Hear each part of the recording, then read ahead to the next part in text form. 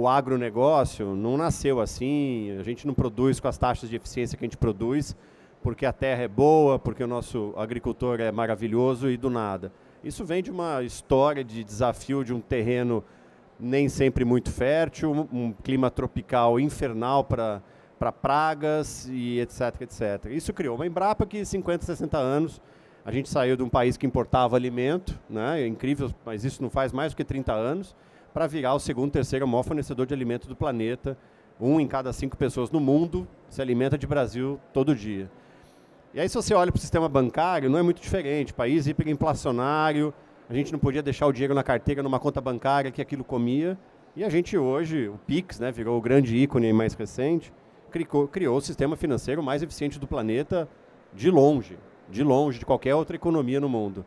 E eu acho que Gov, né, e aí eu estou falando do empreendedorismo no agro, empreendedorismo no mercado financeiro, empreendedorismo no Gov. Eu acho que não é muito diferente, ou seja, a gente como cidadão que está lá na ponta dos municípios, demandando por comunicação, por informação, por nível de serviço, até muitas vezes querendo contribuir mais e ainda um distanciamento. Eu acho que isso gerou essa potência que o Brasil é, né, hoje mais concentrada a nível federal, mas a gente está falando aqui basicamente de quem presta ou leva a inovação para a prefeitura, né, para o nosso dia a dia. Acho que esse é o grande barato. Então, acho que o que a gente viu desde 2012, quando o Gustavo chegou lá com os amigos lá de Pernambuco, falando, tem alguma coisa acontecendo no planeta, né, abrir ali um Facebook para um cara falar, e aquilo me gerou uma percepção de que as pessoas querem falar, querem participar, o gestor público quer ser ouvido, etc., falando, bom, tem uma tendência acontecendo. E, de fato, está todo mundo muito mais conectado, a gente está com o celular na mão, a gente quer falar, às vezes exageradamente, queremos falar nas redes sociais, mas tinha alguma coisa de cidadão ali por trás, né, da gente querer contribuir, da gente querer ser ouvido, da gente querer ajudar na ponta de um serviço. E foi isso que a gente viu lá no Colab. E de lá para cá, assim, o Gustavo sabe bem disso, vocês sabem bem disso. Isso aqui não existia, não sei, isso aqui tem 6 anos. Né? Então não tinha 7 anos atrás. Não, né? E falando para governo no sentido muito das soluções que a gente tem aqui. Imagina. Zero. Solução, software como serviço, esquece.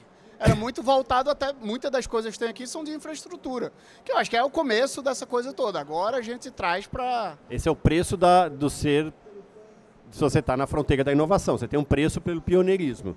Tem que quebrar pedra, mas depois a coisa deslancha. Eu acho que a gente está nesse momento agora exatamente de deslanchar.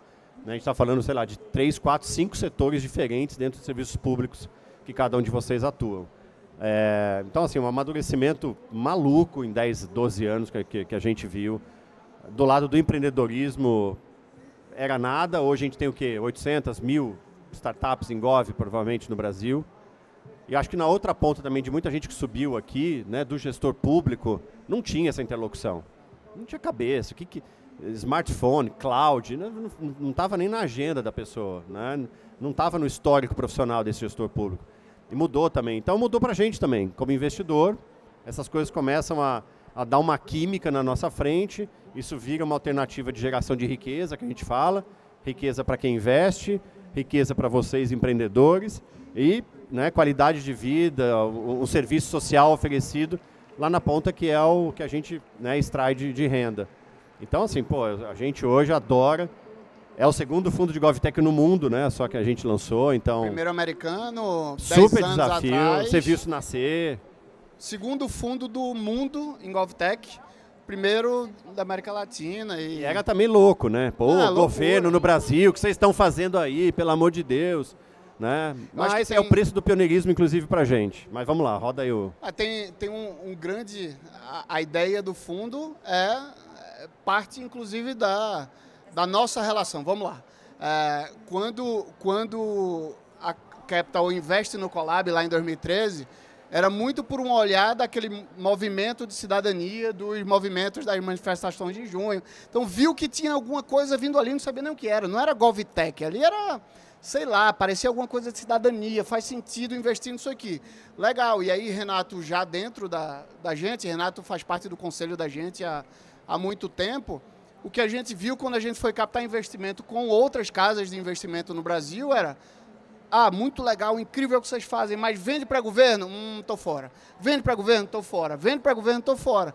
Isso aconteceu durante uns 2, 3 anos, e numa empresa que nasceu lá atrás, a gente disse, pô, vamos para os Estados Unidos. A gente captou com um fundo nova-iorquino, que é a MDIF, um outro fundo que é a Media Network, que é o maior fundo de impacto social do mundo, e aí a gente disse, pô, não faz sentido. E voltava para o Brasil e toda vez, e aí, vamos fazer... Não, vende para governo? Tô fora.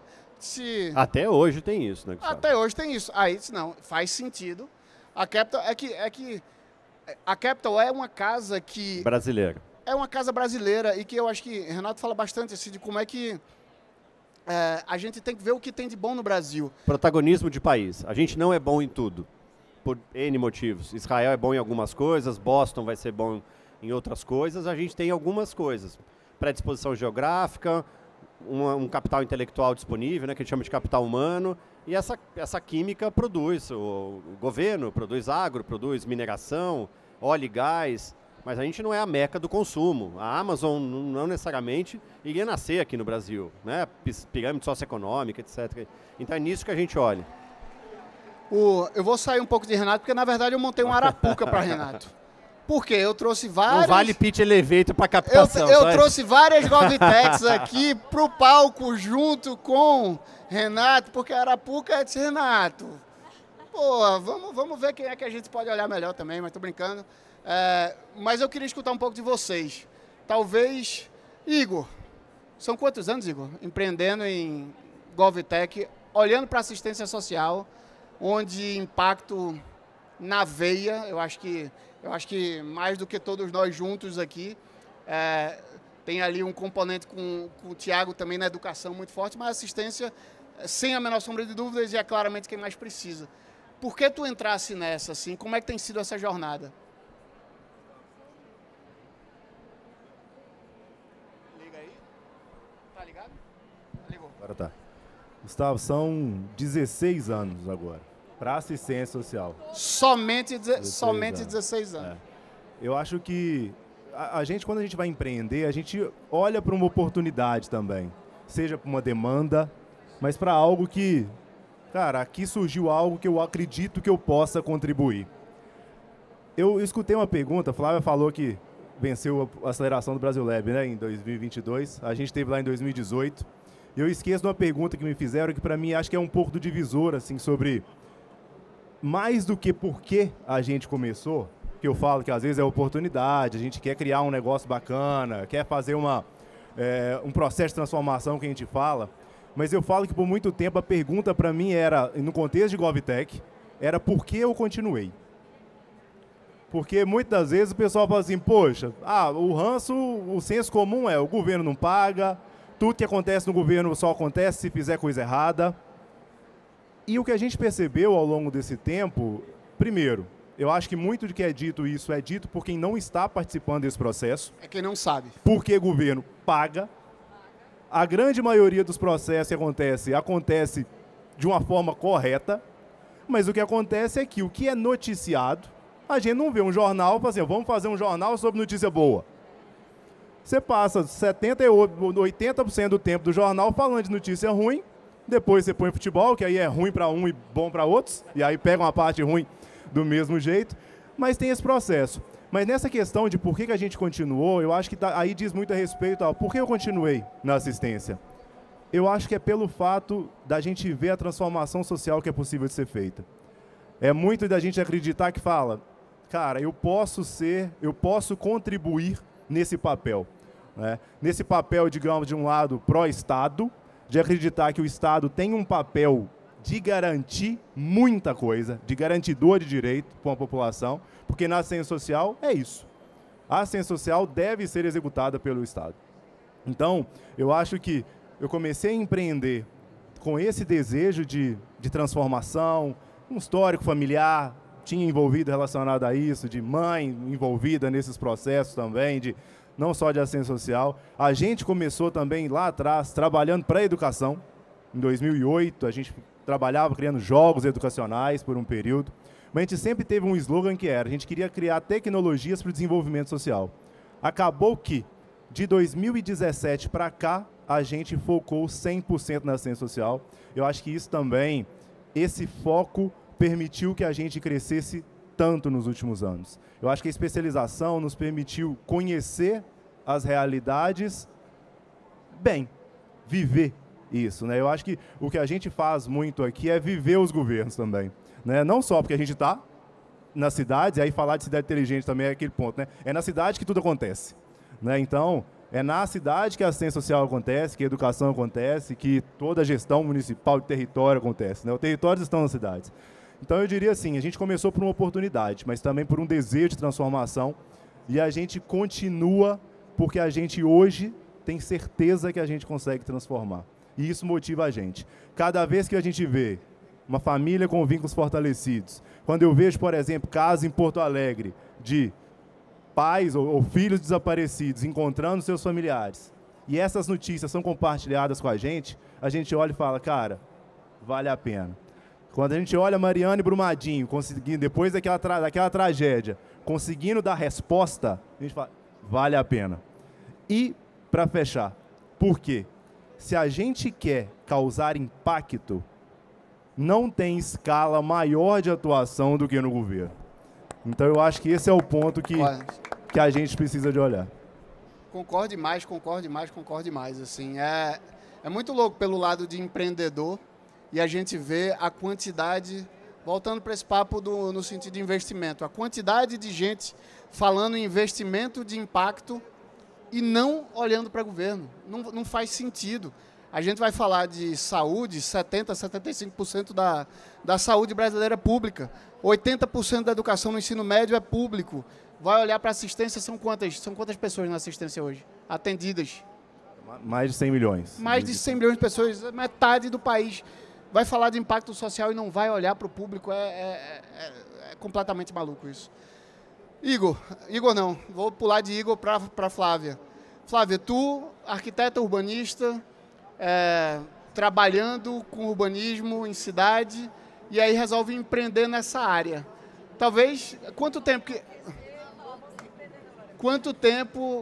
de Place já? Fiquei até com vergonha, né, com esse papo. 10, 15 anos, eu sou só 4, por enquanto.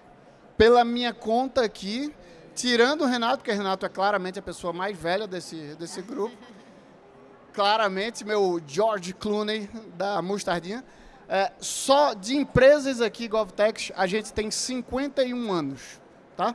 51 anos somados aqui. Tu tá chegando agora, Flávia, há 4 anos somente. O que é que tu tem visto, assim? Como é que tu tem sentido o mercado? Como é que tu vê a abertura do mercado para Place? Olha, vou ser bem sincera para vocês, tá? Eu nunca tinha trabalhado no poder público antes. E aí, arquiteta, comecei a empreender não focado no poder público. A gente começou trabalhando com a iniciativa privada. Nosso cliente era corretor de terrenos, mercado imobiliário, era esse o foco. E aí, né, puxando a tua frase, ao longo do tempo começou a ficar óbvio. Que, cara, muito legal essa plataforma, mas ela não chega exatamente onde tinha que chegar. Chega em meia dúzia de gato pingado. Aí eu falei, não, então é isso, é poder público. Aí a gente entrou na aceleração do Brasil Lab, aí eu quebrei todos os meus preconceitos que eu podia ter em algum momento. Todos esses que você mencionou eu também tinha. Governo não paga, governo faz isso, não faz aquilo. E a gente começou a entender mais profundamente, né? Felizmente saímos vencedores, né, da aceleração, para entrar nesse mundo de GovTech de uma forma mais principal. E para minha surpresa, eu não sei se eu também estou numa bolha de municípios mais inovadores, que a nossa ferramenta geralmente atende aí municípios de pelo menos 50 mil habitantes para cima, né?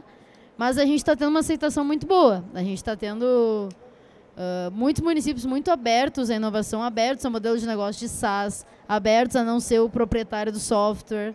Pouquíssimos casos que a gente teve que lidar com esse tipo de coisa, assim. E muito mais do que eu imaginava. Eu imaginava que ia ser muito mais duro. Mas também não é tudo flores. A gente percebe essa diferença bem clara aí da iniciativa privada para o poder público de tempo. Eu era acostumada a 2 meses, contrata, paga, deu, acabou. Agora é 9, 10, 12 meses, né, de todo um processo, enfim.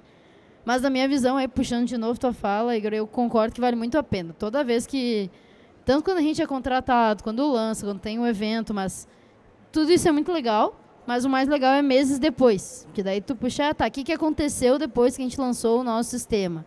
Ah, lá em BH, puxa número lá de... BH é o case mais novo, né? Puxa número lá de agosto, bota agora para março sobre o que mudou na cidade, quantos novos empregos foram gerados. Claro que não é diretamente apenas da plataforma, né? São uma série de iniciativas, mas isso tu percebe muito mais fácil o impacto, assim. Então, para mim, isso está valendo bastante a pena. Embora estejamos no início, acho que vocês percebem muito mais, né? Uma carreira aí já de pelo menos 10 anos, você já enxerga o impacto mais de longo prazo. Mas, para mim, é isso muito que está norteando a gente, porque quando a gente fala só com um nicho, só com o mercado imobiliário, só com um, só com o outro, tu não chega exatamente, vocês entendem o que eu estou falando, não chega exatamente onde a gente gostaria de chegar, né? Nossa ideia é transformar as cidades. Transformar as cidades está desde o incorporador colocar o prédio dele do melhor jeito, com o melhor que a gente acredita, mas esse é só um. Aí tem quantos outros setores que atuam na cidade que fazem o negócio acontecer, né? Então, por isso que a gente acredita bastante em ser uma GovTech, sabe? Bem sério nisso. Vale a pena, Tiago. Vale a pena. Focado bastante em educação. E aí eu não consigo não enxergar Igor e Tiago enquanto assistência, educação. A gente não tem no painel ninguém de saúde, mas eu colocaria aí. Às vezes segurança hoje é uma das principais pautas também, mas é também complexa. Mas, Tiago, na educação, tu tem quantos anos de Portables? Está chegando nos 15 já. Está chegando nos 15. O projeto Portables começa a ser ideado em 2009. Eu tenho uma experiência curta como secretário de Administração e Finanças de um município com 23 anos de idade, ou seja, fui para o outro lado do balcão. E aí aprendendo, era educação no sentido de aprender, né? E aí eu pude me dedicar ao que é o projeto Portables a partir de 2013. Então, estamos aí parecidos. Nós três aqui nessa mesma... Vou te... uma arapuca para tu, assim, que é... Vai lá. Sobre esse vale a pena, e eu sei que cada um da gente aqui se reenergiza completamente enquanto empreendedor quando a gente ouve uma história bonita, legal, e que a gente, sem nem saber, impactou. E aí a gente, de repente, descobre. Me conta uma dessa. Tem mais histórias difíceis e doloridas do que as bonitas, né? Eu tô com saudade de voltar para ver minha filha falar de educação de 4 anos. Essa é a história bonita que eu quero contar hoje da noite, né? Mas, bom, primeiro, Renato, fazer um link com o que você falou. Boa tarde a todos, o meu nome é Tiago, sou catarinense, lá de Criciúma, Santa Catarina. A gente não está no berço, digamos assim, no epicentro, como São Paulo, até mesmo a Ilha do Silício, que é Florianópolis. Então, a gente é do interior e tentando, já ganhando uma escala nacional, até uma visibilidade internacional com o BID, eu já vou comentar mais em seguida isso. Mas, Gustavo, eu quero fazer o link com o Renato, porque parece que é legal estar aqui, porque finalmente parece que a gente é compreendido. Colegas escreveram numa reportagem que o patinho feio está virando cisne. É um colega de uma outra GovTech. E dizem que empreendedores são apaixonados por problemas. Ora, então tem que trabalhar como GovTech, porque o governo, o setor público é um oásis de problemas. Isso também foi falado por colegas, não é frase minha. Então, eu sou apaixonado por problema. E aí, cara, não sei se isso é uma história... Tu começou fazendo link, não queria contar a tua história, mas meu pai foi político. Construiu projetos de cooperativa, de crédito rural, foi vereador e tentou trabalhar muito nessas questões sociais. E minha mãe, professora pública. Eu acho que eu combinei um pouco do que é a história dos dois, sabe? Educação, pedagoga, esse trabalho de proteção social e desenvolvimento social, e combinei nisso um DNA para formar o que é Portables. Meu principal ímpeto, e junto com a Portables, foi... Eu comecei empreendendo, Gustavo, como EdTech. A gente começou com uma solução de código aberto para apoiar os municípios a melhorar a qualidade da educação, mas ao longo dos primeiros anos eu comecei a entender que a educação pública que o Brasil estava fazendo, ou está fazendo ainda, ela não consegue cumprir o seu objetivo, o seu propósito, que é de uma sua função social, o seu propósito de transformação social. Então, por isso que tu fala do meu link com Jesus, e eu admiro demais Jesus e o Igor enquanto empreendedor, porque a gente entende que não dá para construir educação pública de qualidade sem considerar uma série de questões que transcendem a escola, os muros da escola. Então, a Portables foi se transformando ao longo do processo E aí eu acho que eu fui combinando um pouco minha mãe professora, meu pai trabalhando com desenvolvimento social. E a Portabilis hoje é uma plataforma de código aberto para melhorar a qualidade e equidade da educação. Então, a gente associa a gestão de dados e inclui a assistência social no processo, para que no final do dia a gente apoie os municípios a cuidar da trajetória dos alunos e da jornada das famílias em situação de vulnerabilidade sistematicamente. Hoje, para vocês terem uma ideia, cerca de 50% do desempenho dos alunos na escola podem ser explicados por fatores que não são escolares, não são pedagógicos. Então, o que a gente está fazendo em Criciúma, por exemplo, aí eu vou falar de... Eu gosto, Igor, adoro estar aqui, eu acho que é a primeira vez que a gente está junto, mas a assistência social ela é um concierge das políticas públicas. Infelizmente desconhecida, concordo muito com o Igor que ela é a porta de entrada para todas as outras políticas, ela é onde as famílias mais vulneráveis chegam, e Brasil é isso, Brasil profundo é famílias predominantemente em situação de vulnerabilidade. Então, lá em Criciúma, Gustavo, tem 15 famílias que me orgulha muito que a gente fez essa combinação entre chegar na assistência social, no concierge das políticas públicas, que sabe exatamente para onde encaminhar essas famílias. Então, descobri que tinham crianças lá que o sistema de ensino ainda não tinha entendido que tinha um direito violado, da falta de acesso à creche, por exemplo. Então, a Portabilis consegue combinar essa jornada sistêmica de proteção social nos territórios, por exemplo, dessas famílias que eu estou mencionando, e viabilizar o direito delas na educação e continuar acompanhando essa trajetória delas. Para concluir, cara, hoje o Brasil tem uma grande crise de aprendizagem, ou seja, a educação básica não consegue produzir o principal produto, que é os alunos irem para a escola e aprender, só que além de aprender pouco, tem a depender de tua cor de pele, ou de quanto dinheiro tua família tem, ou de questões, como eu disse, fora da escola, o resultado é metade disso, ou seja, sempre tem gente ficando para trás. Então, quando a gente combina esse trabalho de proteção social e de educação, essa visão sistêmica, a gente consegue propor, então, a transformação social. Então, a Portabilis é isso hoje. A gente está chegando agora em 140 municípios como clientes, em alguns deles atuando de forma sistêmica, integrado, né, a intersetorialidade que a gente fala tanto, Igor. 20 estados brasileiros também como clientes. Fomos a primeira investida da Yunus como 100% B2G. E recentemente agora a gente fez parte também das 30 GovTechs de destaque da Brasil Lab por esse trabalho. Eu diria que, eu não sei se é resiliência, eu acho que é teimosia nossa aqui, tá? Porque é muito difícil, mas eu também, aí falo para os investidores talvez que eu tenho celebrado contratos com o governo agora de uma década. Então, enquanto alguns têm que lutar para renovar contrato todos os anos, eu tenho clientes que vão ficar comigo por 10 anos. Então, embora seja muito difícil de contratar no setor público ainda, a longevidade, o retorno desses contratos no longo prazo é muito importante para o nosso negócio, garante essa sustentabilidade futura. Então, não sei se era a história bonita, mas a minha história... A sua história é bonita porque é uma história de resiliência e de vontade, porque eu acho que é um pouco de todo mundo daqui, assim, começar, Igor falou uma coisa que, assim, começar... Eu acho que é o fácil, porque a gente olha um problema, empreendedor tem essa coisa de que eu quero resolver, difícil é continuar. Difícil é continuar, é aprofundar. As histórias, elas vêm para nos dar um ânimo. É muito mais difícil o dia a dia. Ontem fiquei brincando com o Igor, assim, um dos nossos principais investidores não é a Capital. Às vezes é o Santander, no cheque especial que a gente pega no mês e tem que pagar no mês seguinte. Às vezes é o Bradesco, às vezes é o Itaú, são grandes investidores da gente. Você pega um empréstimo e paga no mês seguinte. É difícil o dia a dia disso. Mas Tiago falou uma coisa bastante sobre uma avaliação sistêmica, assim, de como é que você consegue, e aí enquanto governo, como é que o governo consegue ter um olhar sistêmico, avaliar todas as suas necessidades, e aí com isso se aprofundar buscando soluções, se aprofundar...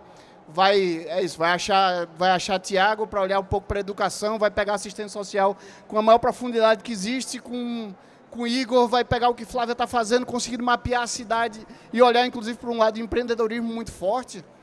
E para isso precisa ter sistemática, análise, ver isso com qualidade.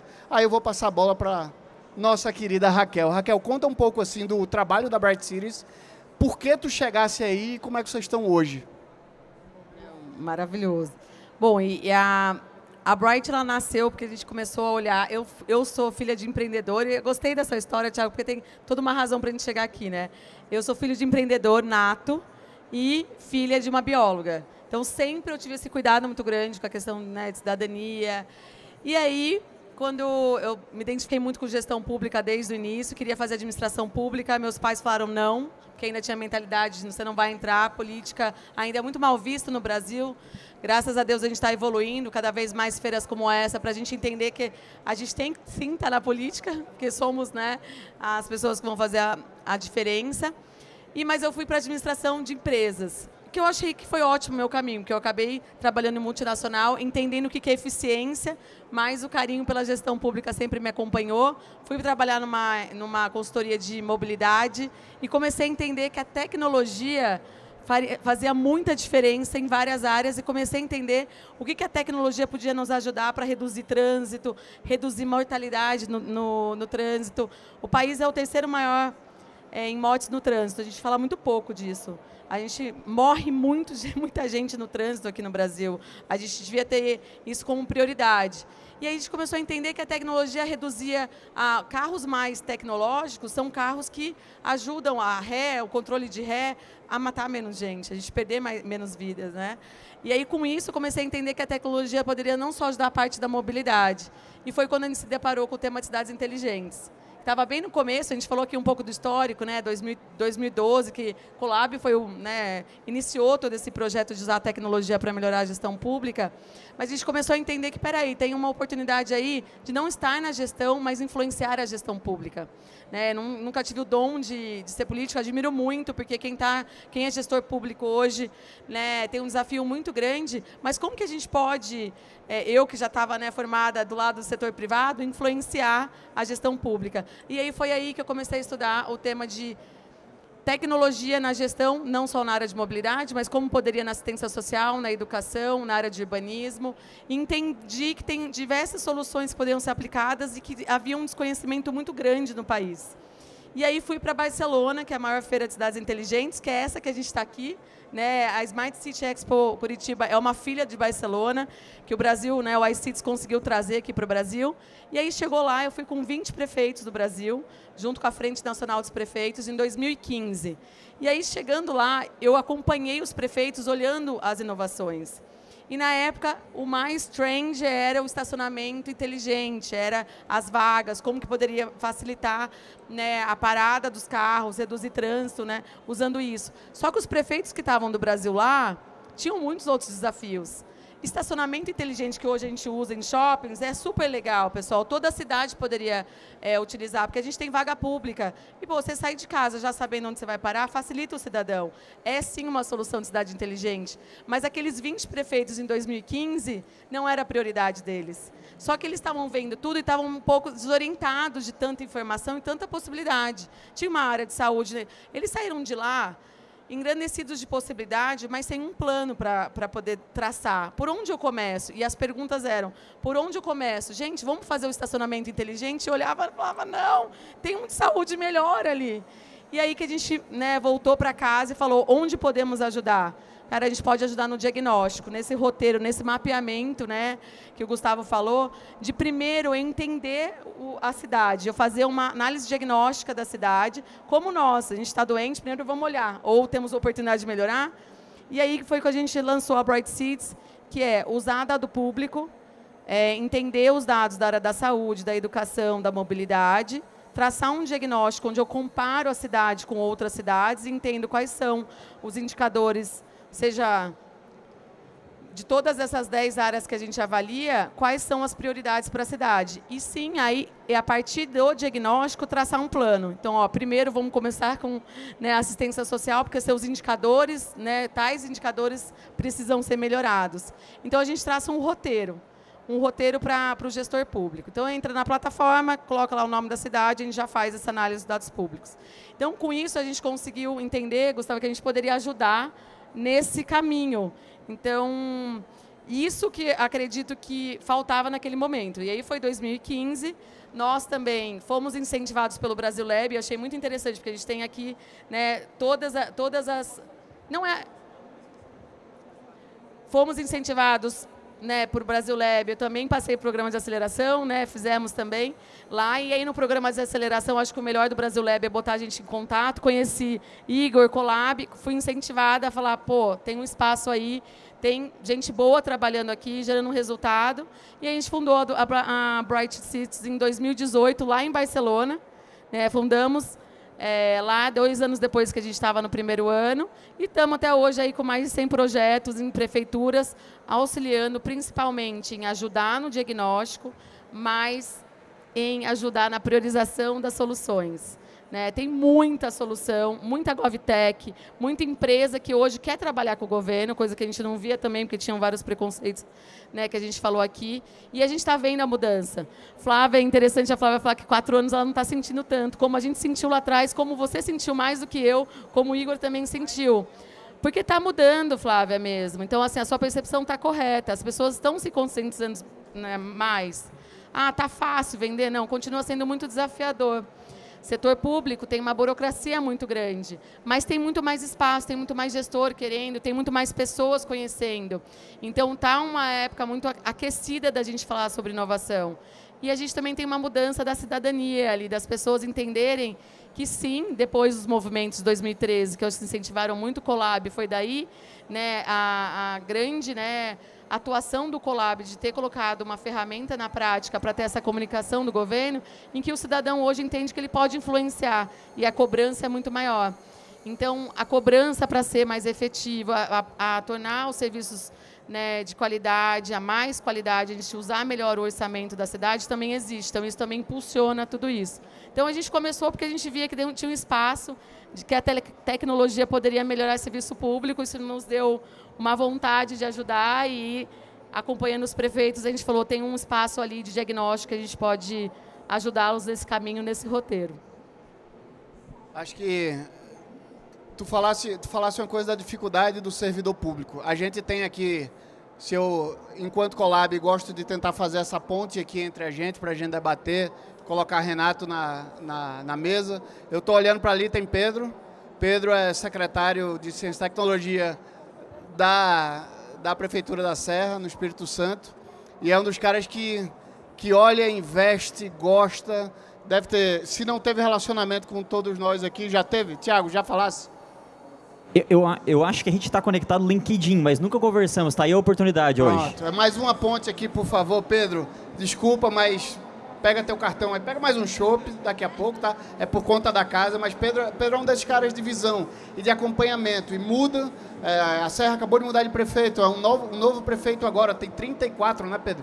34 anos, tem muito gestor público novo entrando nisso, e aí pega gente com experiência, com olhar para procurar soluções, assim.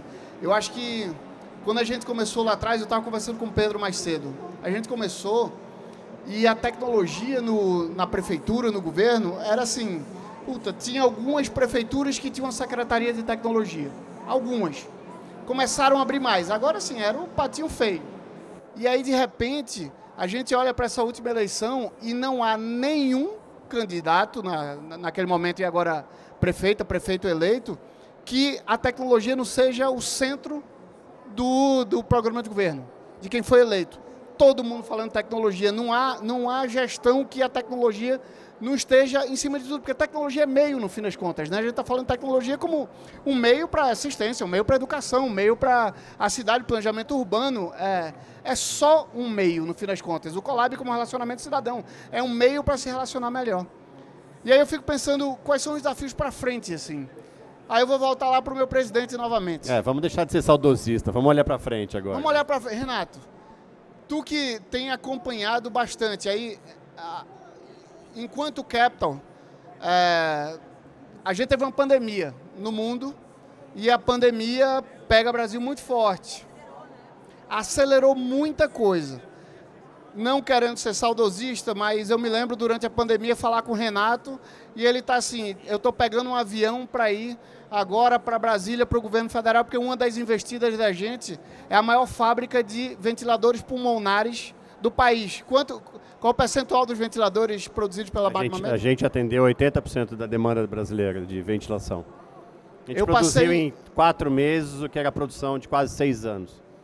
Eu passei uma semana internado com Covid no hospital Renato lembra, enquanto eu estava mal no hospital, meu filho estava nascendo em outro hospital na mesma cidade.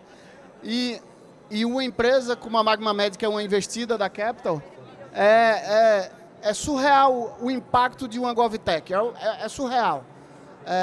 E como é que tu olha para frente, Renato? Sem contar a pandemia, mas olhar para frente, o que é que tu vê do mercado? Assim? Não, acho que tem outras histórias que não é ser olhando para trás, mas acho que o passado ensina, né? A gente sofre com o pioneirismo, mas depois de uma história bem concluída, é legal tirar os aprendizados. A gente fez isso com a Ecovec em dengue, a Magna Med em ventilação pulmonar, ainda é a maior fábrica brasileira. A gente exporta hoje para 75 países do mundo, para você ter uma ideia, virou uma coisa super bacana. Mas eu acho que tem, né, só foram de 10 serviços, eu acho que tem milhares de serviços. A gente investiu em saneamento numa empresa que fazia tratamento de água de poço, uma solução de IoT para tratamento de água de poço, que é quase metade da água potável que o Brasil consome, que é uma coisa ainda analógica, manual, não frequente, difícil de se garantir qualidade. A gente vendeu essa empresa em 14 meses. Né? Então, se você olhasse só saneamento como exemplo, acho que aí fica o exercício para todo mundo, o que mais tem para fazer.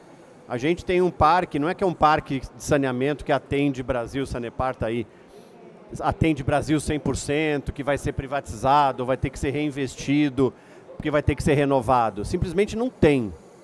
A gente não tem um parque de saneamento que cobre Brasil. Né? Vocês sabem bem disso. Então, eu acho que o que vai vir de investimentos em saneamento vai fazer do Brasil o lugar de mais tecnologia para saneamento do mundo. Sem a menor dúvida. A gente vai exportar tecnologia em saneamento para o planeta. Eu acho que educação, eu ainda acredito. Assim, é um setor que, para a gente de Venture Capital, olhar uma GovTech em educação é um bicho duro, né? Ele é difícil, você sabe. Né? É a prefeitura, é o Estado, né? O ensino superior privatizou, enfim, é um setor difícil de se ler. A saúde também tem suas particularidades, mas são áreas que um dia, né, água mole, pedra dura, um dia vai. Ou seja, essas ferramentas vão ser mais óbvias de contratação para o dia a dia daquela escola municipal. Né? Hoje ainda parece que é um bicho, né, pode ter um pouco até de, eu não sei se é a própria academia, né, no sentido da universidade, o uso tecnológico, é uma coisa que afasta um pouco. Então acho que tem até algumas barreiras outras que a gente precisa resolver. Na saúde eu acho que é uma coisa legal da pessoalidade, não é que a telemedicina vai substituir o médico, nunca, eu pessoalmente não acredito. Mas por que não, para um primeiro atendimento, para desafogar uma fila, etc. Então, Gustavo, assim, eu acho que o jogo mal começou.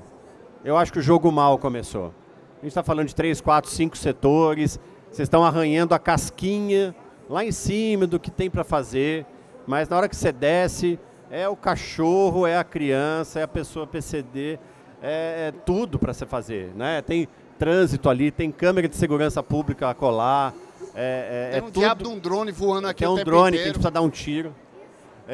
Doido para pegar um Baygon e ver se solta para matar esse mosquito. Mas esse é um problema, né? Esse adensamento de urbano, o envelhecimento populacional, como é que essas coisas se conversam?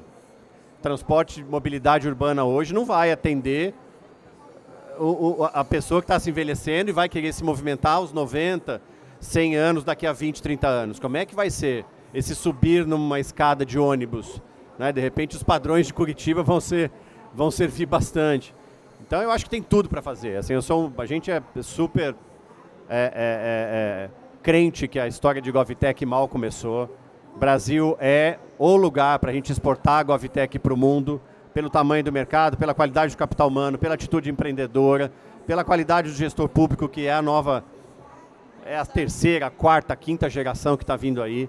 Eu acho que tem dinheiro cada vez mais amigo da tese, era muito reticente, hoje fala, tá dando certo esse negócio.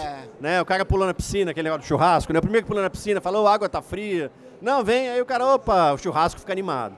Então acho que está indo, acho que é sempre assim, as coisas amadurecem, o empreendedorismo amadurece, o investidor amadurece e o gestor público tem que cada vez ter a habilidade de contratar mais. Então, é difícil o lugar onde eu não vejo grandes massas de consumidor demandando solução. A gente pode falar não só da prefeitura, mas a concessionária de serviço público, energia elétrica, gás, saneamento, enfim, tudo isso para a gente é GovTech. Independentemente de quem paga o boleto para vocês, são serviços públicos de massa. É que esse nome é muito ruim, né? GovTech resume bem aí, apesar do preconceito contra a Gov de muita gente ainda. Mas eu acho que tem tudo para fazer no Brasil. Tudo, cara. Só para matar, eu venho de uma fronteira norte aí que a gente está super envolvido na agenda climática. Né? Então, muito clima, Amazônia, clima. Vai lá. Assim, eles não precisam, eles precisam de Gov. Assim, eles não têm o básico de Gov para pensar nos parâmetros básicos de qualidade de vida, de água, de saneamento, de mobilidade, de educação, urbanismo. Então, imagina. Né? Então, é difícil, até quando você vai, você fala, pô, cara, que bom que ele está machucando pouco a floresta, porque o cara vive completamente abandonado, do ponto de vista de serviços públicos, né? Não, em 2025, né, que a gente achou que esse Brasil ano de COP30. Eu acho que é um super holofote para vocês. Esse ano, Brasil, COP30, tem um espaço particular para vocês. Vou inclusive, fazer alguns... A gente tem alguns convites para fazer quem está aqui. Um dos convites que tu levantasse sobre Curitiba ser um evento do Smart City Expo de Barcelona, a gente do Colab vai repetir isso aqui lá. Então, vamos convidar todas as pessoas que são clientes, parceiros, pessoas próximas da gente, as GovTechs que estão com a gente, para a gente esse ano ir para Barcelona. A gente vai junto, a gente vai fazer uma comitiva do Colab junto com o pessoal aqui da iCities. Vamos para lá. Eu acho que vale a pena para a gente ver um pouco do mundo, mas mais do que ver um pouco do mundo, eu acho que a gente tem que demonstrar o que a gente está fazendo aqui no mundo. É diferente. O Colab teve uma sorte muito grande quando a gente nasceu em 13, a gente ganhou um prêmio de melhor aplicativo de cidades do mundo. Isso fez com que a gente sempre tivesse no mundo, a gente sempre fosse chamado para debater isso aqui no mundo, sei lá. Vou chutar aqui uns 30 países, eu já tive num palco assim, debatendo sobre governo, cidadania, tecnologia no mundo, porque é incrível o que a gente faz aqui, o que a gente faz aqui. Recentemente, ao apresentar a Colab em alguns países agora, as pessoas olham e dizem assim, eu não consigo entender o que está acontecendo aqui. Isso é muito melhor do que qualquer coisa. E aí eu quero fazer um link um pouco com o futuro para puxar um pouco para Tiago de volta aqui na educação. Eu tenho visto, Tiago, inclusive tem eu acho que uns 15, 20 dias atrás teve um lançamento, teve um evento do Todos pela Educação, é um dos principais think tanks do Brasil de educação. E estava o ministro Camilo Santana, estava o governador Rafael Fonteles do Piauí, João Campos, prefeito de Recife, e tem uma nova política pública sendo patrocinada, de certa forma, pelo governo federal, que é o acompanhamento do aluno proativamente pelo governo. Isso virando uma política pública, vindo de cima para baixo, para que uma certa caderneta do acompanhamento da vida desse cidadão. Eu queria entrar um pouco no como é que a gente vai trabalhar daqui para frente para ajudar os governos clientes da gente a proativamente alcançar esse cidadão. Ninguém precisa esperar. Se o governo sabe que eu tenho 60 anos, eu estou bem, não é? Mas eu tenho 60 anos, eu não preciso ir solicitar minha carteirinha do idoso. Porra, o governo já sabe que eu tenho, me manda a minha, porque eu tenho direito a isso. Como é que a gente vai começar a olhar para o futuro em termos na educação da proatividade do governo? Legal, Gustavo. Queria só pegar um gancho aqui, eu acho que quando eu falei que a gente é melhor compreendido agora, é porque lá em Santa Catarina, quando eu ia nos eventos de startup eceira, temos um movimento bem rico de empreendedorismo ali em Florianópolis, e eu falava que eu era o B2G. Todo mundo era o B2C, B2B, B2G. Eu me sentia um alienígena. Então é tão bom estar aqui hoje e poder falar orgulhosamente que a gente é B2G, que a gente é GovTech. Então não queria perder essa oportunidade de falar de que há pouco tempo atrás, isso era 2018, havia uma incompreensão e agora tem um palco para a gente falar de GovTech. Então isso já mostra na linha do tempo que tem uma coisa acontecendo importante. Gustavo, eu converso com o MEC porque eles são o órgão regulador dessa política. Eles realmente estão interessados em pensar a interoperabilidade, ou seja, como é que eles obtém dados dos municípios para planejar a política pública a nível federal. Então, para dar um exemplo muito importante, que é a bússola da educação pública brasileira, que é o censo escolar. Então, por que eu acredito que a educação não avança rápido como a gente precisa? É interessante quando chega um paciente lá no hospital ou para ser atendido e ele está sangrando, imediatamente se faz um atendimento e se impede aquele sangramento, senão o paciente vai morrer, vai falecer. Mas a educação é uma morte lenta, assim, ninguém está olhando com essa precisão ou com essa urgência que a educação merece. Então, em termos dessa coleta de dados, Gustavo, eu vejo que tem um problema grave na educação hoje, que é essa linha do tempo. Por exemplo, os alunos são avaliados a cada 2 anos. Então, a gente tem um tempo de espera muito longo para que a gente consiga entender que a minha educação está avançando ou não está avançando. Então, esse é um problema em termos de planejamento nacional. A gente está agora, no momento, revendo o Plano Nacional de Educação, tentando definir as novas metas para a próxima década do que a gente quer de educação brasileira. Então, o MEC, felizmente, tem feito essas discussões agora de pensar como que eles obtêm dados em tempo mais curto dos municípios e dos estados para pensar a tomada de decisão mais assertiva e mais factual com o que está acontecendo lá na ponta. A gente tem participado dessas discussões com eles porque, para todos saberem, a Portabilis trabalha com uma solução de código aberto, open source. Às vezes é muito difícil explicar isso para as pessoas. Talvez uma ótima maneira de traduzir isso seria: a inteligência artificial que vocês conhecem, ela só existe porque um conjunto de pesquisadores, de ex-Googlers lá, eles abriram um artigo científico explicando como os transformers, né, que seria ali a base teórica para funcionar a inteligência artificial deveria funcionar. Então, eles abriram esse conhecimento e esse conhecimento aberto permitiu que a gente chegasse onde a gente está tão rápido com a IA. Pensem o mesmo para software. Imaginem que a gente pudesse obter acesso ao que está acontecendo por trás da parede, atrás do palco, por trás desse código.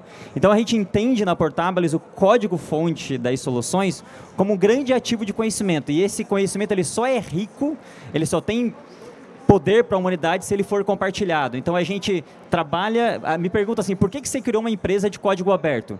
Eu respondo, porque eu queria criar uma empresa de código aberto. Porque é uma filosofia de fazer isso, a importância que isso tem para o Estado. Então, o MEC olha para isso. Tem uma discussão importante agora de infraestrutura pública digital, que é uma discussão global, que essas infraestruturas públicas digitais de coleta de dados e interoperabilidade de dados a níveis dos entes federados devem ser de código aberto. Então, a gente está, digamos assim, na vanguarda do movimento que está acontecendo de infraestrutura pública digital, de interoperabilidade de dados, para que em algum momento, Gustavo, talvez aconteça uma coisa que é o que todo policymaker, né, todo tomador de decisão em política pública deseja, que é a política se arranjar para essas famílias. Então, a gente olhar para uma necessidade integral de acesso à vaga em creche, olhar para uma necessidade de uma questão dessas famílias que estão sofrendo algum tipo de violação ou violência intrafamiliar, e a política se arranjar para compreender essas necessidades e dar um atendimento integral. Então, na Portabilis, o que a gente está construindo é soluções agora para a gestão dessas áreas, para melhorar a eficiência, obter dados, interoperar com essas outras soluções, mas para o futuro a gente está com essa visão de plataforma, de ter essa visão integrada e assistida das famílias e dos alunos, para que os alunos completem suas trajetórias no tempo certo e aprendam, e as famílias possam, Igor, nosso desejo, nosso anseio, se emancipar. Ninguém quer ficar dependente de Bolsa Família para o resto da vida, é muito pouco dinheiro. Então, o que nós acreditamos, e nós já vimos isso, essas histórias serem transformadas, é que se as famílias são atendidas na assistência social e há planos de acompanhamento para elas, é possível que elas se emancipem e saiam dessa situação. Então, uma vez que a política consegue se arranjar e ter essa visão holística e integrada, a gente consegue atender esse objetivo. E aí não é sobre ter uma empresa que faz tudo, como a minha ex, por exemplo, porque ela nunca vai ser boa em tudo. Então, soluções especializadas, focalizadas, podem ser muito mais potentes para esse problema. Eu concordo e vejo assim, o uso da tecnologia, ele é tecnologia da escala, a tudo. Não é isso, no fim das contas é isso. É sobre conseguir trabalhar na educação a partir do uso de tecnologia, dando escala para mais gente, atendendo mais gente, com mais qualidade, gastando menos, em menos tempo. A gente não tem, quando você está falando de uma criança de 3, 4, 5 anos, ela não tem tempo a perder. É muito difícil quando a gente... Isso para quem trabalha com política, gosta de política pública, a gente ouve muito durante as eleições de como investir em educação não é bom para o político porque não dá resultado de curto prazo. Mas a gente tem que ir além disso. E aí eu vejo tecnologia como uma busca, inclusive, uma capacidade de entrega de eficiência muito grande. A gente vai falar para eficiência, vai olhar para como é que as cidades, usando tecnologia, vão entregar mais, gastando menos. Como é que a gente consegue planejar melhor usando tecnologia para gastar menos. E aí eu vejo na Bright Cities esse olhar muito grande. Assim. Como é que tá, Raquel? Como é que tu escuta do gestor público essa busca? Assim? Porque às vezes até para encontrar, a gente sabe que dinheiro é escasso. Para encontrar a grana mesmo, para poder investir numa solução, você precisa entender bastante o que é que aquilo vai trazer de eficiência. O que é que tu tem visto nisso? Perfeito, acho que até para a gente fechar também com uma mensagem positiva, né? Acho que gosto bastante do Renato falando, vamos olhar para frente, o que a gente tem... Estamos começando, né, nesse mundo aí de tornar mais eficiente, buscar tecnologia. E a tecnologia, Gustavo, entrega eficiência. Então, a gente tem várias pesquisas que mostram que cada real investido em tecnologia entrega R$40 a gente tinha muito uma pesquisa, estava até procurando aqui a pesquisa última que a gente tinha do Brasil Lab, entrem no Brasil Lab, que tem muita pesquisa sobre isso, e aqui eu encontrei o da Karina, a secretária de Jaguariúna, que ela acabou de fazer um cálculo, a cada real investido em tecnologia na secretaria, né, no governo ali da Prefeitura de Jaguariúna, eles conseguiram 420 de retorno. Cada R$1 em tecnologia é 420 de redução em retorno. Ou seja, vale muito a pena você investir nisso para criar essa eficiência e aí que traz para poder usar melhor o orçamento da prefeitura. Então, o que a gente mais vê hoje é entender essas soluções, o quanto de retorno vai ter, o quanto de eficiência vai entregar, para no mesmo orçamento eu usar e fazer mais. Agora, com a questão dos impactos econômicos, que a gente sabe os desafios que a gente está, os impactos que as prefeituras vão passar fiscais, a gente precisa usar melhor o dinheiro. Para usar melhor o dinheiro, a gente precisa ter mais dados, aplicar a tecnologia, usar serviços que, com a inovação e com a tecnologia, vão entregar uma eficiência na facilidade da entrega do serviço público, rapidez, redução de processos, né, de etapas. Então, assim, é a resposta. Não é o objetivo final, tecnologia, como a gente sempre fala aqui, Gustavo também mencionou. Ela é o meio, mas é o meio que vai aplicar muito bem, que vai gerar muito mais informação para que a gente possa, no final, entregar um serviço de qualidade e mais eficiente, usar melhor o dinheiro público. Então, eu acredito que isso também fecha bem da questão da eficiência, tem mais do que comprovado, né, que a tecnologia também pode trazer ganhos em termos de custos e de dados para a gente poder tomar decisões melhores, saber aonde que está, qual foi a casa que a gente impactou, aonde precisa investir dinheiro, aonde que estão os problemas. Né? Então, para mim, fecha muito bem a questão da importância da gente estar aqui e da importância da gente ter mais GovTechs e pessoas que podem estar aqui hoje.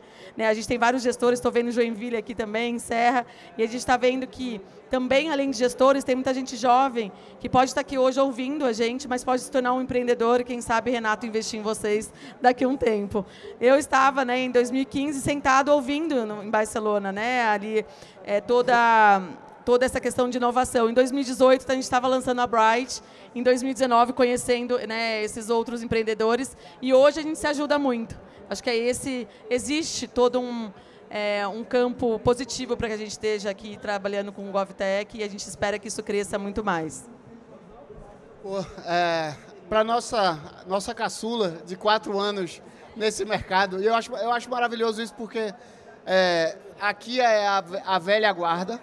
Olha a cara dessa turma cansada, Flávia. A barba branca, a barba. Vê essa turma cansada. Tiago, tu tá cansado, Tiago? Pouquinho. Um pouquinho, mas tá vivo e batalhando. Operante sempre. A gente já tá, né? Só todo ano a gente tá aqui, a gente fala... Vamos... É isso, a gente se une em força, Gustavo, assim. Lá a gente fala, tá pelo pó da rabiola. Só o bagaço da laranja.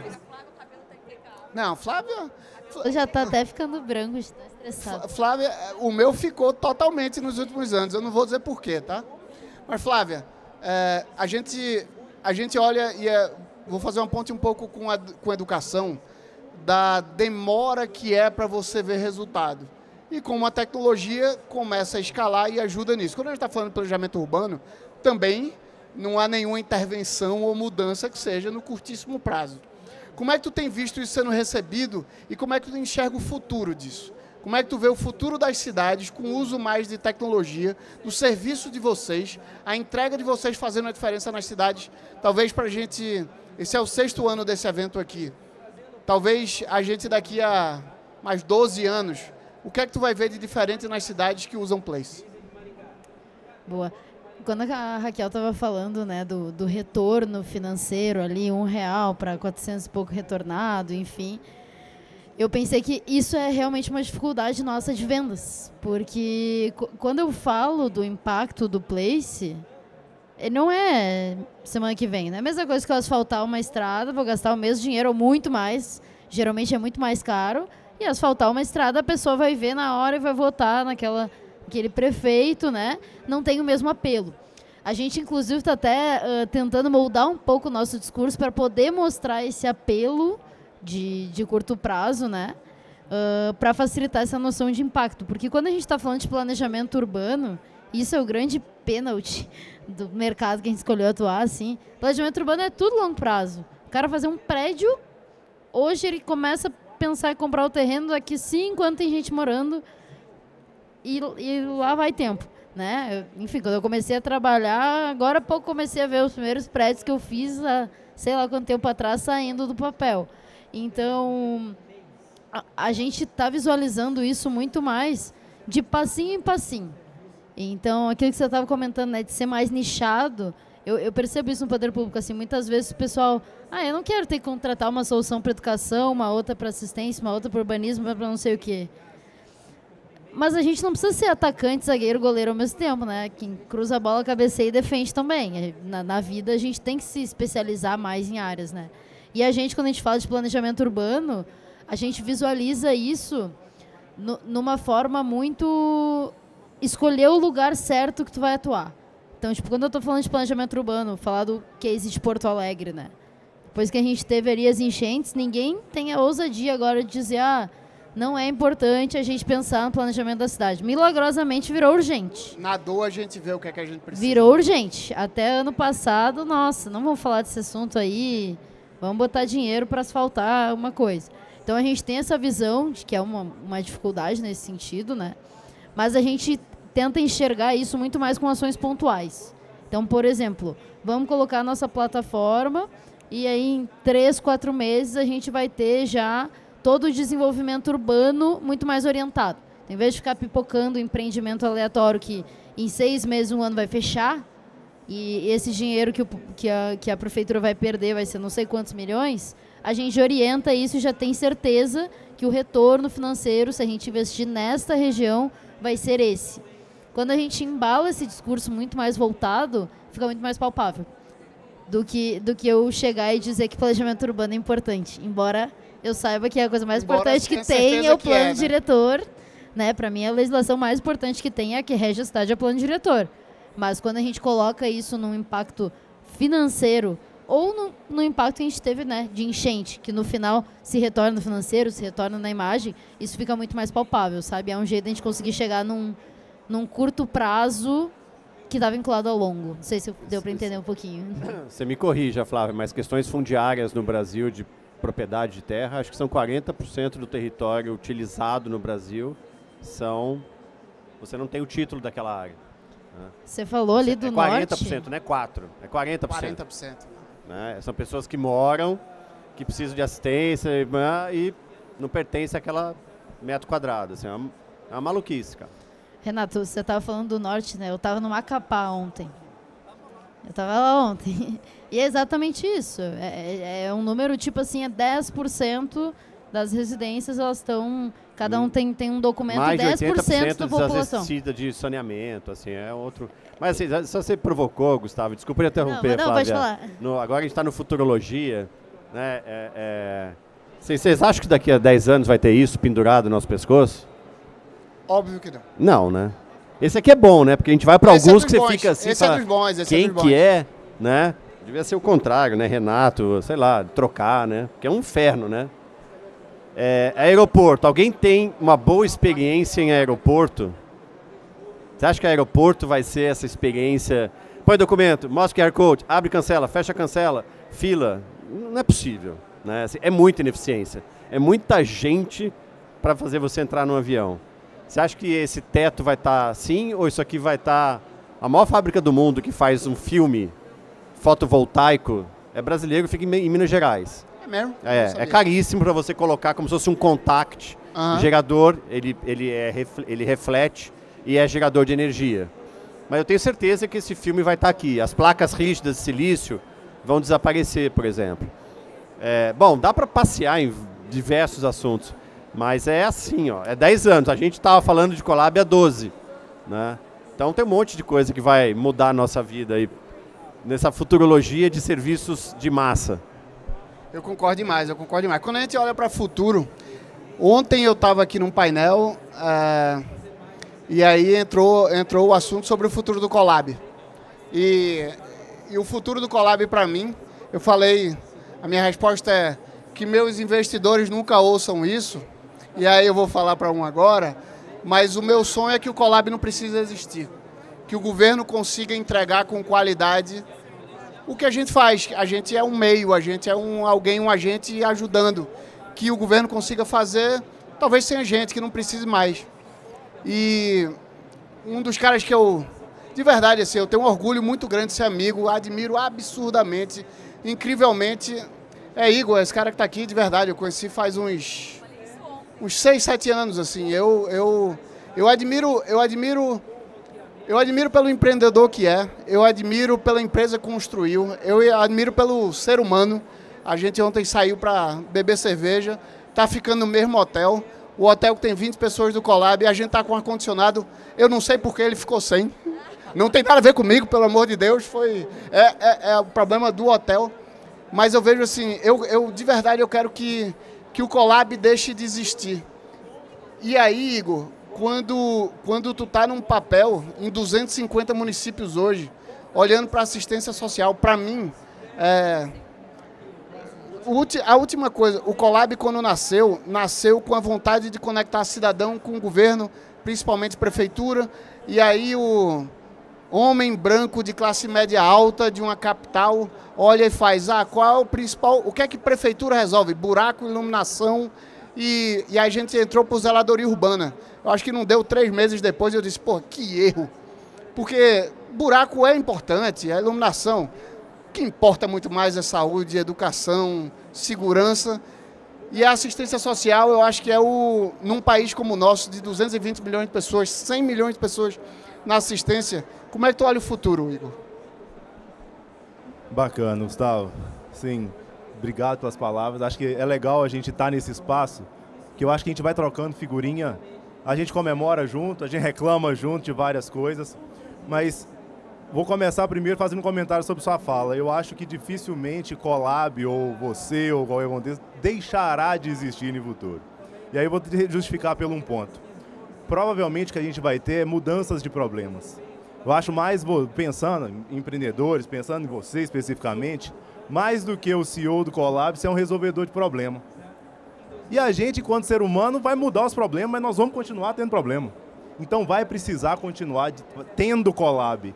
Seja um Colab que antes estava focado em zeladoria e participação, seja um Colab agora que está migrando para ser essa super GovTech, porque entendeu que o problema mudou. Então, eu acho que nós precisamos muito de você ainda, o Estado precisa muito de você e do Colab ainda para as questões. Porque eu acho que... Eu levantei a bola e paguei Igor para ele fazer essa resposta, tá? Só para o ativo vai continuar ganhando valor, tá bom? Valeu, obrigado. Mas eu acho que pensando em questão de futuro, e aí de novo assim, é legal a gente conversar, que a gente vai fazendo as conexões. Eu acho que a gente está num processo evolutivo, inclusive de demanda. Quando você fala em participação social, cara, olha, antes de 88 era infalável isso. Inclusive você vê a questão de processo, assim. A questão de participação social, ela vem de lá para cá. Quando a gente vê, hoje a gente chama de GovTech. Você ainda, por ser mais jovem, falou de empresas de base tecnológica. Se a gente pensar isso, quando a gente começou, esse era o termo que a gente usava. na FINEP era o termo, não era empresa de inovação que depois virou GovTech depois. Né? Aí depois fala de startup, primeiro fala de startup, para 2014, para startup, aí depois fala de alguma coisa tech, e aí depois separa a gente tudo. A gente vendo tudo isso passar, né? Vendo tudo E isso aí passar. depois volta e engloba todo mundo no contexto de GovTech. Então, assim, eu acho que a gente está passando um processo evolutivo. Antes, a gente investia em tecnologia nas partes mais que parecia que era o grosso da prefeitura. Contábil, tributo, isso era. Mas a gente percebe que nas áreas fins também, as áreas finalísticas, precisa de tecnologia. Porque precisa de melhorar e precisa de ter eficiência. Quando você pergunta de Jesus, Gustavo, e aí eu vou tentar para não chorar, porque eu já chorei lá em Brasília anteontem, choro nos meus eventos, tudo. Eu acho que essa questão do futuro da ciência social e de futuro do que a gente vai fazer, e aí eu pego um gancho sobre quando a gente destaca o Brasil como uma referência em transformação digital. E aí, eu falei, a gente já conversou sobre isso, eu já falei sobre isso, e isso é um pouco da minha motivação de Jesus também. Pensem só, o Brasil foi considerado o segundo maior em transformação digital e referência no mundo. Ao mesmo tempo, ele é o 7º ou 8º mais desigual. Alguma coisa, algo errado não está certo. Bastante. Então, nesse contexto, o que eu vejo de futuro é que cada vez mais as tecnologias, aí fala do Jesus, que de novo, pegando o que o Colab faz, tenta colocar a necessidade do cidadão no centro, para que ele possa buscar soluções mais adequadas para essa solução. Então, eu penso de futuro que novas soluções serão demandadas, novas soluções serão atualizadas, porque esse jogo de fazer com que, aí vamos pegar um slogan que a gente utiliza no Jesus, só vai estar bom quando não estiver ruim para ninguém. Isso não é um jogo para os próximos 10 anos. Isso vai demorar. Essa frase, ela arrepia. Ela é bonita, ela é bonita. Chorar, né? Não, essa frase é Igor Guadalupe. Essa frase é bonita, essa frase é Igor. E é legal demais, Igor. É bonito, cara, é bonito, é bonito. Então vamos em frente, tem muito trabalho a fazer ainda, tem muita atividade para a gente, tem muita coisa para somar junto aos governos, sabe? Para a gente chegar no Brasil que a gente espera. Nesse Brasil que de futuro, mas que futuro nunca chega. Então eu acho que vai precisar de muita Bright Cities, vai precisar de muito Colab, vai precisar de muito Jesus, vai precisar de muita Place, vai precisar de muito Portábil, vai precisar de muito financiamento para a gente poder chegar nisso aí tudo. Porque, cara, eu penso a gente pensando tudo em família. Quando a gente investe na assistência social, como eu falo, não estamos olhando para a minha família, só para aquela família da assistência, não. Eu estou olhando para a Helena. Qual que é o Brasil que eu estou olhando para a Helena viver daqui no futuro? E eu acho que é isso que nós estamos trabalhando e é esse... Eu espero que tenhamos mais nós e principalmente mais de vocês que estão na gestão pública, fazendo bem, muitas das vezes não reconhecidos, mas construindo um Estado melhor para todo mundo. E nós vamos fazer isso junto. A gente precisa de vocês, vocês provavelmente em alguma certa medida precisam da gente. E o futuro é coletivo, o futuro é participativo, o futuro é colaborativo. Vai, uma salva de palmas. Aberto. Uma salva de palmas para Igor. Eu vou acabar isso aqui porque não dá para ficar mais bonito. Tá fazendo do que isso. merchan demais aqui, hein? Eu agradeço a todo mundo que esteve aqui. Eu vou levantar porque esse é o último painel desse palco de governo digital by Colab. Eu não queria acabar de uma forma diferente do que com essas pessoas que estão aqui. São amigos, irmãos, tem vários aqui na plateia também que são pessoas que estão no dia a dia trabalhando loucamente para transformar cidades, fazer cidades inteligentes. Sim, fazer cidadãos inteligentes, melhores, que a Helena tenha um futuro maravilhoso. Meus 2 filhos, Lucas e Marina, sei que Tiago tem 2 filhos, Renato, Gabriel, Flávia, ainda não, mas é muito bom ter, eu aviso logo. E eu agradeço a todos vocês que estão aqui. Tem um time de roxinho com essa camisa aqui, que é o time do Colab. Tem várias pessoas aqui ao redor. A gente não, para fazer tudo isso aqui que está acontecendo, a gente não vai atrás de uma empresa de produção para produzir tudo que vocês viram aqui nesse palco. A gente pega esse time maravilhoso. Se tem uma parte que tem um pouco de tecnologia aqui, aquele ali, ó, é Augusto, é o CTO da empresa. Ele se apaixonou. Hoje ele chegou para dizer que ele comprou uma mesa de som para a casa dele porque ele se apaixonou por aquilo ali. Tem um monte de gente linda, maravilhosa, que é do time da gente no dia a dia. Eu queria que vocês batessem uma salva de palmas para o time do Colab. Eu queria que vocês batessem uma salva de palmas para vocês, gestores públicos, empreendedores, pessoas que estão olhando para as cidades. E eu queria, por fim, que vocês batessem uma salva de palmas para esses painelistas maravilhosos. Essas pessoas estão transformando as cidades, o país da gente. Que a gente volte ano que vem um pouco melhor. Quem tiver mais problema, traz para a gente que essa galera aqui resolve. Obrigado, pessoal. Boa Valeu. tarde e vamos embora. Pessoal.